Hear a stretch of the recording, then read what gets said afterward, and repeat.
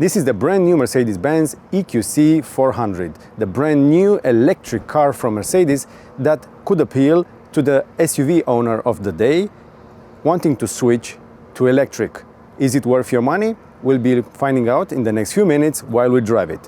But before that, let's just take a good look outside and understand why it looks so much like a GLC. Well, it's because it's just that. It's a modified GLC to fit nice and big battery pack, electric motors, and all the electric systems that an electric SUV needs. The basic difference from outside is that the lights connect with an LED line and you have a huge front grille. The front grille is there for legacy purposes. This is a Mercedes and it needs a placeholder for that nice star in the front. The same theme goes all around. The EQC is a GLC that's been polished all around to make it very slick and aerodynamic, and a drag coefficient that's close to a sports car ensures that this car can go a long way before depleting the battery. So, very polished, very round, but very Mercedes. Also from the side it looks like a GLC, and also from the back with the signature now LED line. The space in the trunk, only 500 liters, but you can extend that to 1,000 if you lower the back seats. And that's about it for storage, because under the hood there's only electronics, bits and pieces for the electric car, no storage. Enough about the exterior, let's drive it.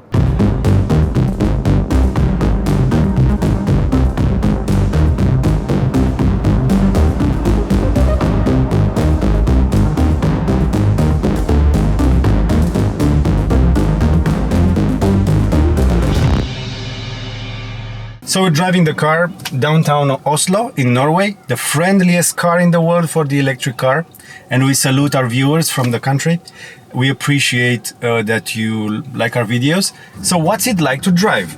The EQC 400 is a Mercedes in every single way, with all the kinks, with all the bells and whistles, because when you get inside, if I wouldn't tell you it's an electric car, you wouldn't probably know it. You have the same buttons on the door panels, you have the same middle console, but when you look up you'll see the MBUX, the new screen with all the new software and apps you can use to make your life easier on board and have a little more technology. But there's something different about it. You have the typical Mercedes comfort. I just touched a button and I don't know what. It has those gestures.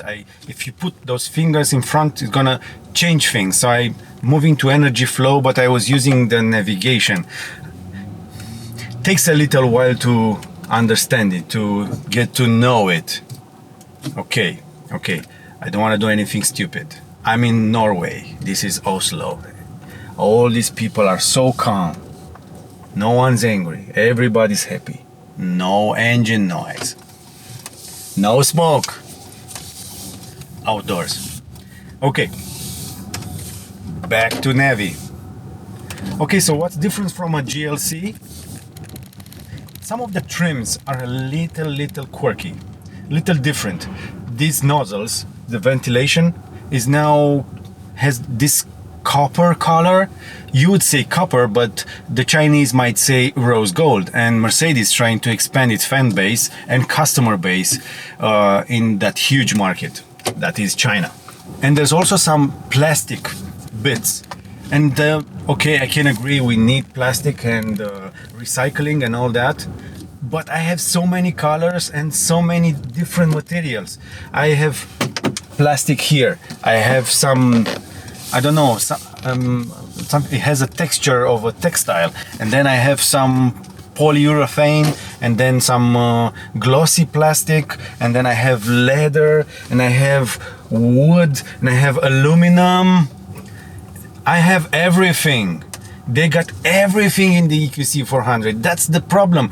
It's so messy and complicated and everything. It's everything. I'm a big fan of buttons and software and stuff like that, but an electric car is much more simple. Look at that Model X just passed. It only has a huge screen in the middle. Okay, Mercedes don't want to give you just a big screen, because if you don't have the buttons that you can touch for ventilation, and this trackpad that nobody actually uses so much, and the button for the volume that is also in aluminum, you wouldn't feel the premium trim level. Why would you pay for an extra multimedia package or stuff like that if you wouldn't have those buttons? It wouldn't be so nice, wouldn't it? But still, it's familiar. What most important is that for an existing Mercedes-Benz customer, this is very familiar, and this is why I like it. I like the sound of it, I like the noise insulation, I like the comfort of the seats, I like even how it drives. It's not a sporty car, you cannot take it around the bends. I tried to drive with it on the backcountry of Norway. Speed limitations here are, let's say, perfect for a Mercedes-Benz, because as long as you don't go past 90 kilometers per hour, you'll get the full range of the car is able to offer and the comfort it can offer. But do not take it to the track. This is not a sporty car by any means, and it's not an off-roader. It doesn't compare to the Audi e-tron. The e-tron can go up or down or on the sides. This one feels comfortable but heavy. It can accelerate 0 to 60, and like the Jaguar I-Pace, yes, it can do this on a straight line. Round the bends, not so much. It can do it, but don't force it. It's going to use all the electronics, and suspension will not help it, because it tries to be as comfortable as possible and take the whole family on a trip that's very silenced, very comfortable, and very toned down. This is a polished, posh, toned down Mercedes-Benz SUV. Although it has more than 400 horsepower, 300 kilowatt, it doesn't want to run. It just wants to take you slowly and steady and comfortable to your destination. And I didn't do that. Cancel. Could you repeat your input, please? Find charge. Can you say that again, please? Cancel. The MBUX also has that voice assistant. It can help you search for charge, but sometimes it gets in the way. I don't know why. Maybe I was talking too loud. I don't know. Something I really like about the car, it has enough USB ports for everyone. You get an USB-C in here, but also a wireless charging tray that can fit any size of phone. You can also use 2 more USB-Cs in here and 2 in the back, and you even have cable adapters to go around for everyone. I hope they're included, because USB-C to lighting is an expensive cable and you barely find it. Audio quality is always better in an electric car, because you have better insulation and no vibrations from the motors. The Burmester audio system is exquisite, and I totally recommend it. This is what I like most about city cars. And this is an SUV that can qualify as a city car. Very comfortable, very well noise insulated. You're disconnected from the outside sound wise. There's nothing coming in, just a little sound coming from, let's say, from the tires grinding against the road, but that's it. This is what Mercedes is best at, and this is what they've put in the EQC 400. Let's talk a little pricing.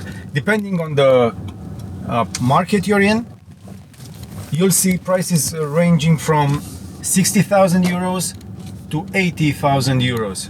It's quite competitive and out there with the Audi e-tron and the Jaguar I-Pace, but a little more expensive than the Model Y, but the Model Y from Tesla is not yet available. So we'll need to see about that. And it can also qualify for the incentive, depending on the government subsidies and the incentives for electric cars. You could get one even cheaper than that. But still, the EQC 400 is not a cheap car. It's a Mercedes-Benz and it's expensive. So what's it like to use in real life? How efficient will it be on the long run? What's gonna cost you to own one? the cost of ownership is not clear yet. So we'll need to figure it out in the coming years. This is the first electric Mercedes-Benz SUV. And I said Mercedes. Can you say that again, please? Cancel. This is the first electric Mercedes-Benz SUV, and we need to like it because we need Mercedes to come on board and bring all that knowledge, the engineers and the manufacturing power to bring electric cars to market. And I hope I'll see better and better cars from the German manufacturer.